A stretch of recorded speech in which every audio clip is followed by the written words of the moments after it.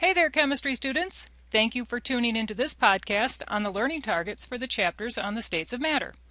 This podcast should be used in conjunction with the Gas Laws Learning Targets podcast.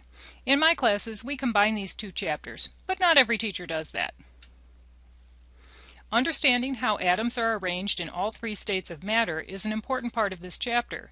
There are attractions between atoms, or between molecules and formula units if it's a compound, that affect the properties that substances exhibit on the macro scale. It helps if you can visualize the arrangement of particles when you're working on the learning activities in this chapter. Have you wondered why water droplets form? I always like these pictures. I think they're pretty cool. Does the same thing happen with other liquids though? Why? Why not? These are concepts that you will discover in this chapter and in some related units.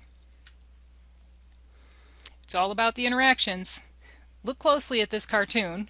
Chemistry. Too funny. What's causing the change to happen in this case?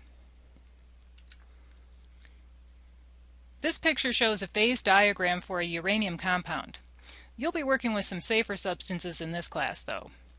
A phase diagram shows the relationship between temperature and pressure and the effect that changing these variables has on the state of matter.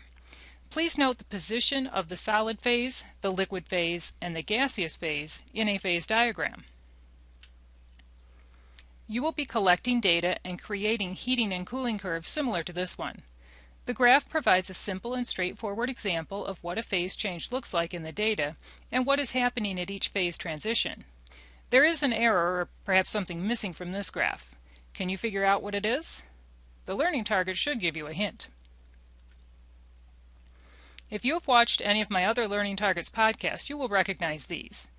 Your goal as a learner is to develop a true understanding of this material. You also have an important responsibility to help your classmates learn. Good luck, keep learning, and have fun doing it!